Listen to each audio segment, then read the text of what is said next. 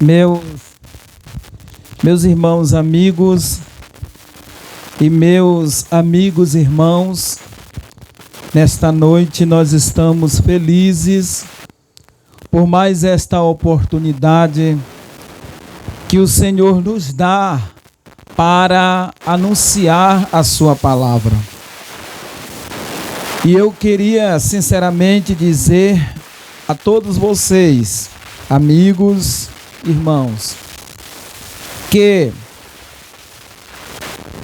sem nenhuma vaidade nós iremos nos esforçar, porque a nossa intenção aqui é que você entenda todo esse contexto, tudo que está acontecendo aqui. Nós estamos aqui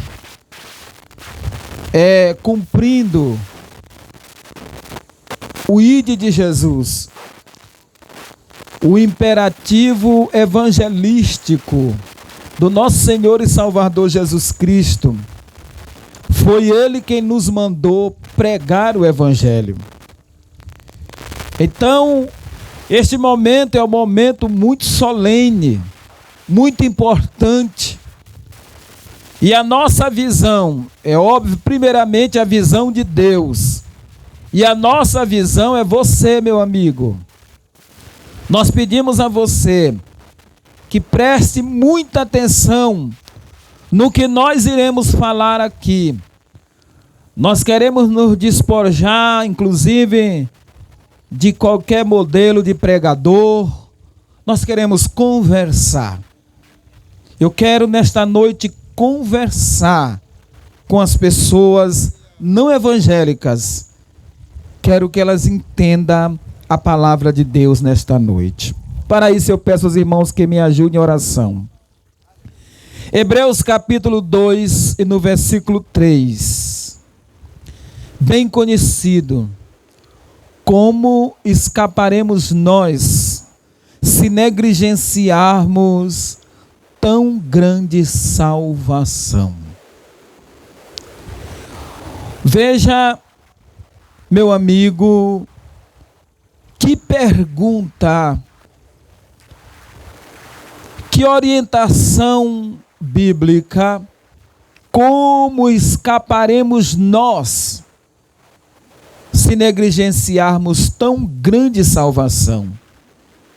Sim, se ouve muito falar de salvação, é salvação para lá, para cá, inclusive nós crentes evangélicos, falamos muito sobre salvação. Mas o que é salvação? O que é salvação? E por que salvação? E salvo de quê? Essa, meu amigo, minha amiga, essa é uma pergunta que não quer calar.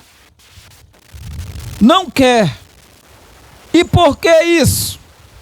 Por que que essa pergunta, ela não se cala dentro do homem?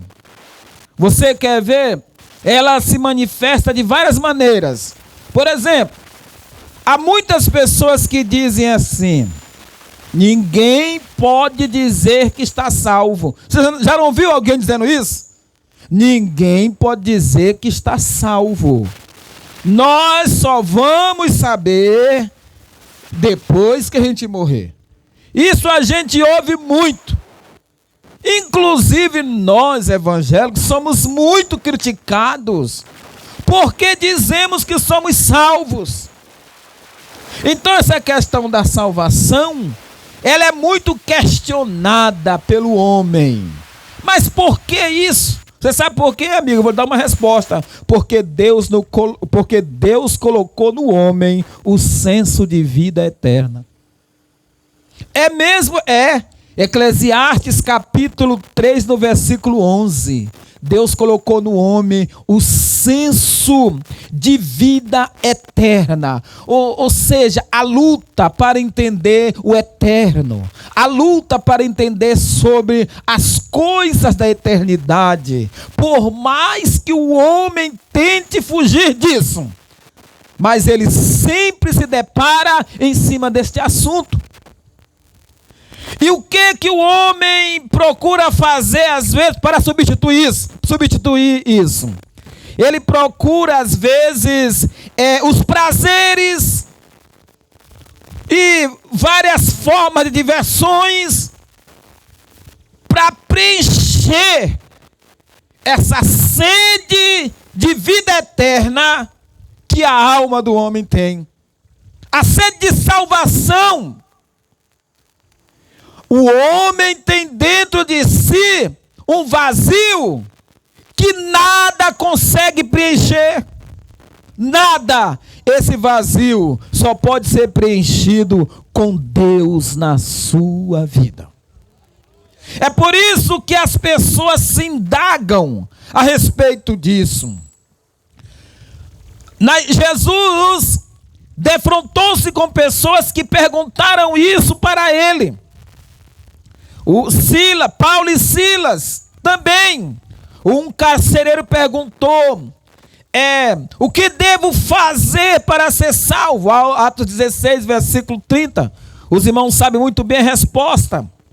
Essas perguntas sempre surgiram ao longo do tempo. Mateus 19, 16, o mancebo de qualidade perguntou: mestre, o que devo fazer para herdar a vida eterna?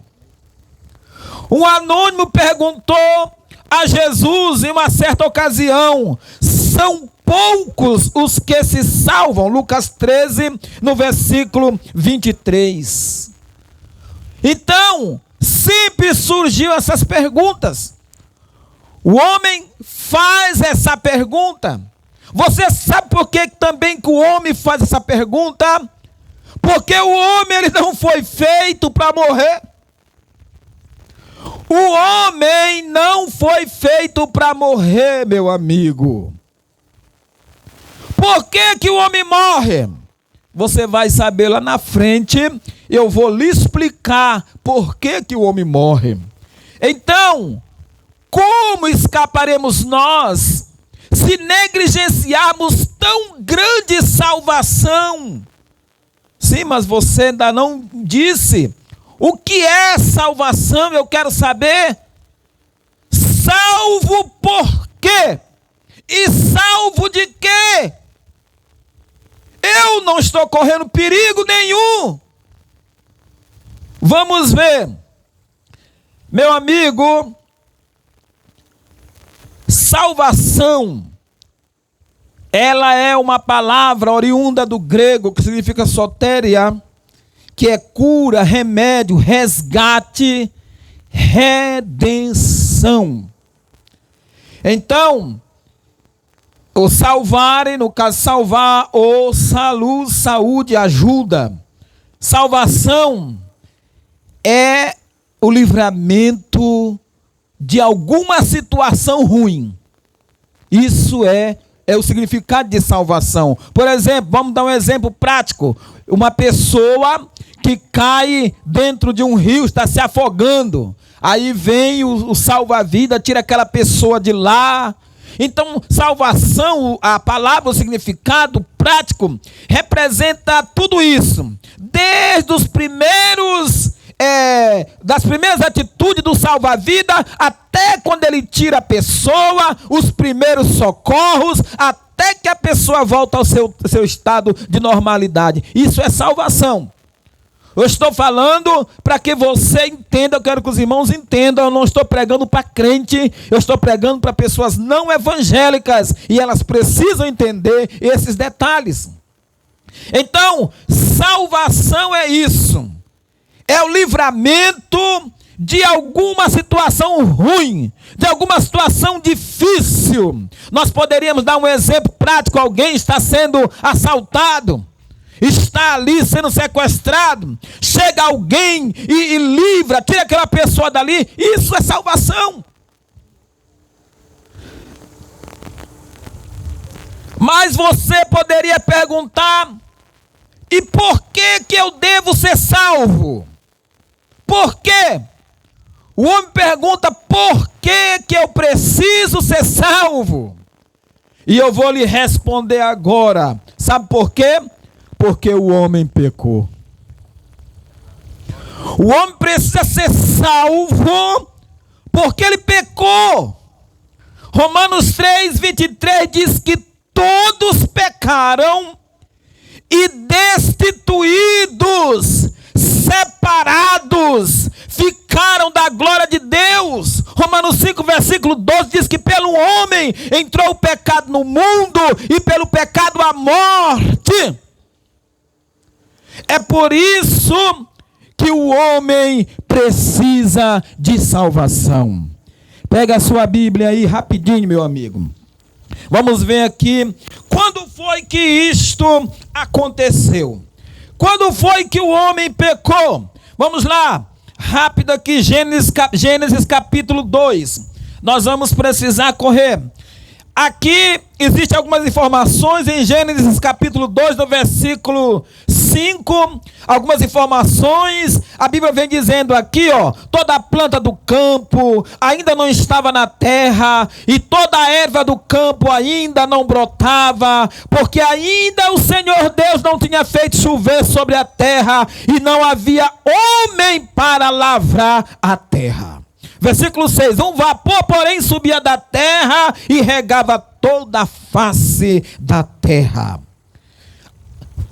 Aí Deus forma o homem no versículo 7. E formou o Senhor Deus o homem do pó da terra e soprou em seus narizes o fôlego de vida, e o homem foi feito alma vivente. No versículo 8, Deus faz o jardim do Éden, e plantou o Senhor Deus o jardim do Éden da banda do Oriente, e pôs ali o homem que tinha formado. No versículo 9, o Senhor agora cria a árvore da vida. Vamos lá. E o Senhor Deus fez brotar da terra toda a árvore agradável à vista e boa para a comida, e a árvore da vida no meio do jardim, e a árvore da ciência do bem e do mal. Preste bem atenção nisso. A árvore da ciência do bem e do mal. Agora nós vamos passar para o versículo 15. Deus coloca o homem no Éden. E tomou o Senhor Deus o homem e o pôs no jardim do Éden para o lavrar e o guardar. Nós vamos ver agora no versículo 16 a ordem de Deus ao homem. O 16 e 17. E ordenou o Senhor Deus ao homem, dizendo: de toda a árvore do jardim comerás livremente, mas da árvore da ciência do bem e do mal, dela não comerás, porque no dia em que dela comeres, certamente morrerás. Muito bem, no versículo 10, o homem dá nome aos animais. Havendo, pois, o Senhor Deus formado da terra todo animal do campo e toda a árvore dos céus, os trouxe Adão para este ver como lhe chamaria.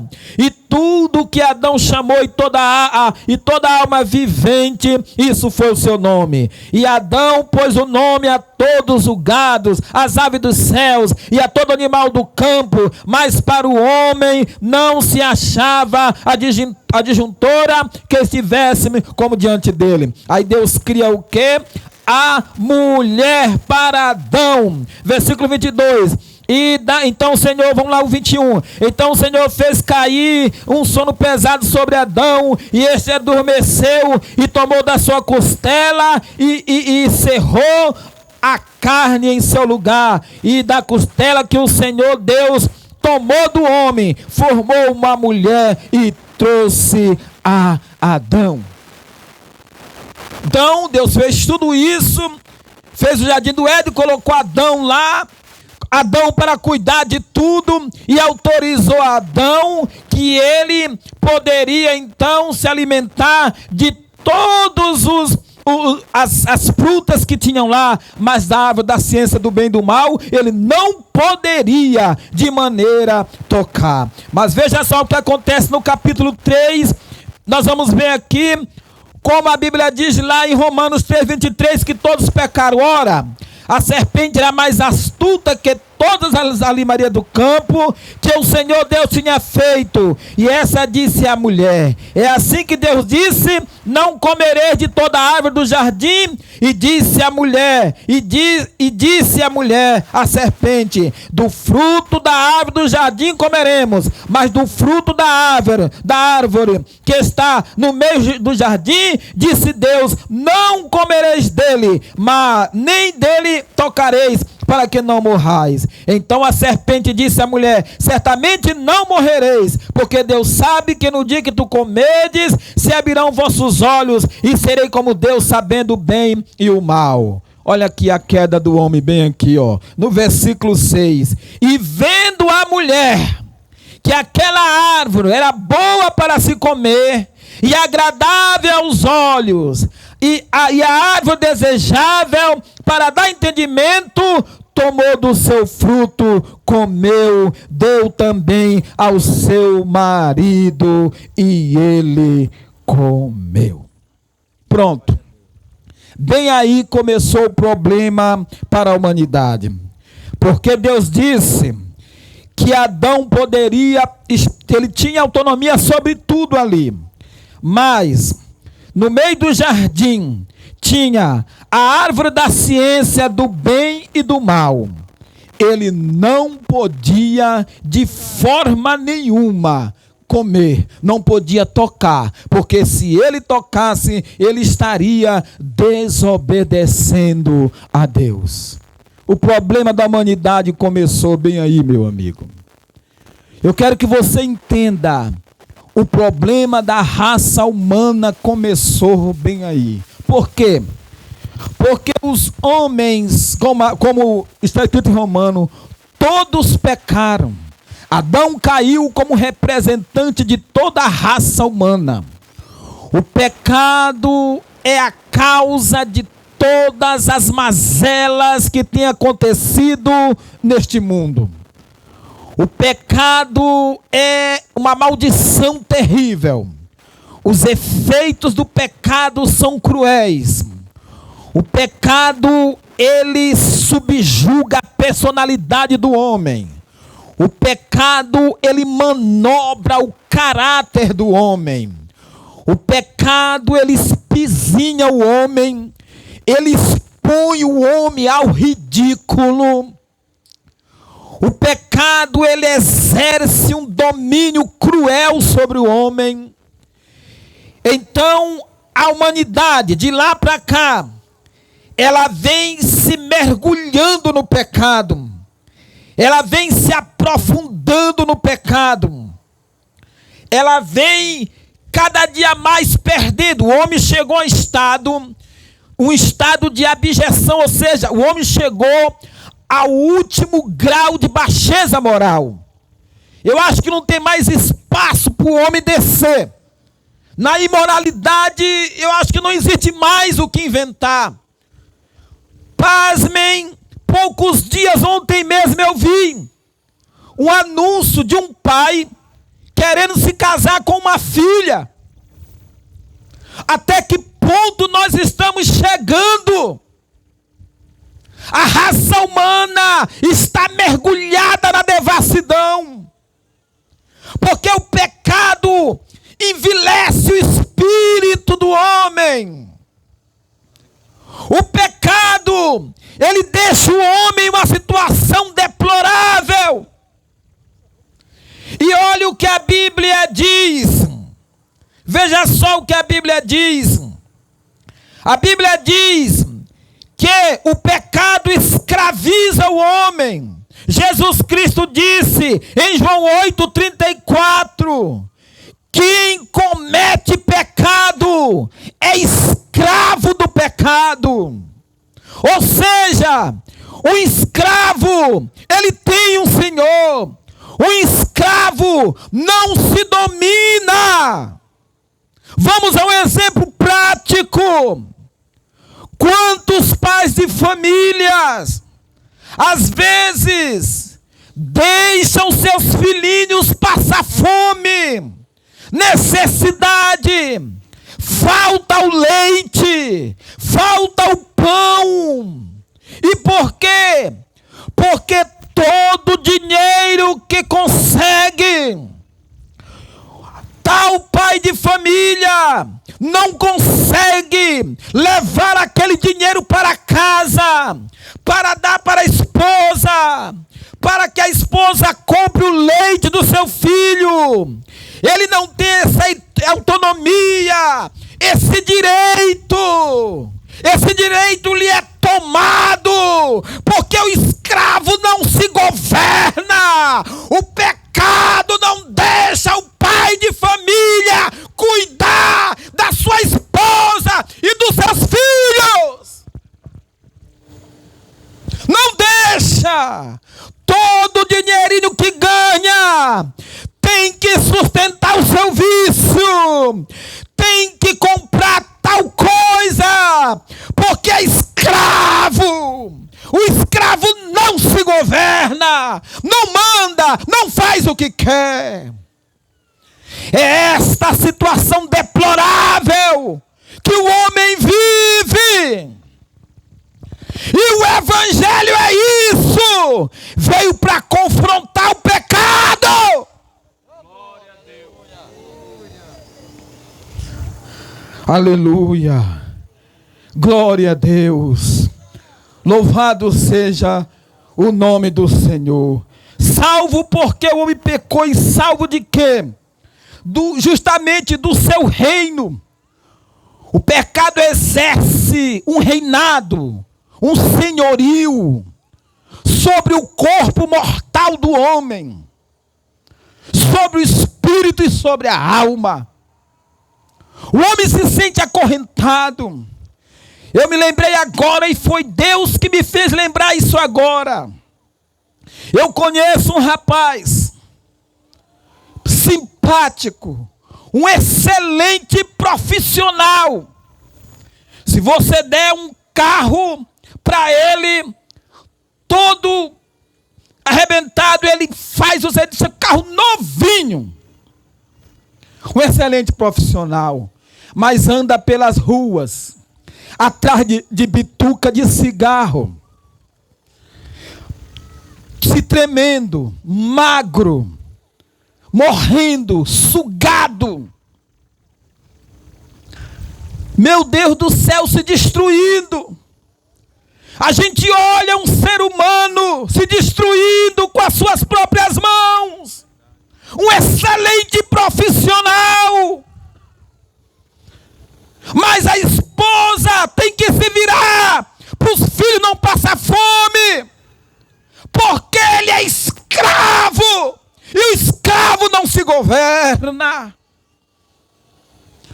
Então, meu amigo, são esses efeitos, esse o domínio do pecado, esse poder do pecado, que tem deixado o homem nessa situação, e é disso que o homem precisa se salvar. Aleluia. Você está entendendo? A situação é gravíssima. Mas salvo também de quê? Salvo da vingança de Deus. Mas, irmão, Deus é vingativo? É. Deus é, sim. Ele tem esse direito de se vingar, porque ele é justo. A Bíblia diz, em 1 Tessalonicenses, no capítulo 1, versículo 7 a 9, que o Senhor vem com labareda de fogo, com os anjos do seu poder, tomando vingança, vem para se vingar de todos aqueles que não dão crédito ao Evangelho, de todos aqueles que não obedecem ao Evangelho. Esses sofrerão penalidade de eterna destruição, banidos da face de Deus. Deus vem se vingar de todos aqueles que não dão crédito ao Evangelho. Eu disse para você que eu ia pregar de forma simples, porque a minha intenção aqui é que você entenda o que é salvação. Então você precisa ser salvo também de quê? Da vingança de Deus. Fique sabendo disso, que essa vingança também é chamado de justo castigo. Hebreus capítulo 2, no versículo 2. E também João capítulo 3, versículo 19, Jesus chamou de condenação. No versículo 36 ele chama de ira. E no Apocalipse 2, versículo 15, ele chama de fogo eterno. É disso que você precisa se salvar. Porque a humanidade caiu, o homem pecou, e eu mostrei para você em rápidos momentos o poder terrível, devastador, os efeitos funestos do pecado. O que o pecado é capaz de fazer na vida de um homem. E eu posso citar para você alguns exemplos.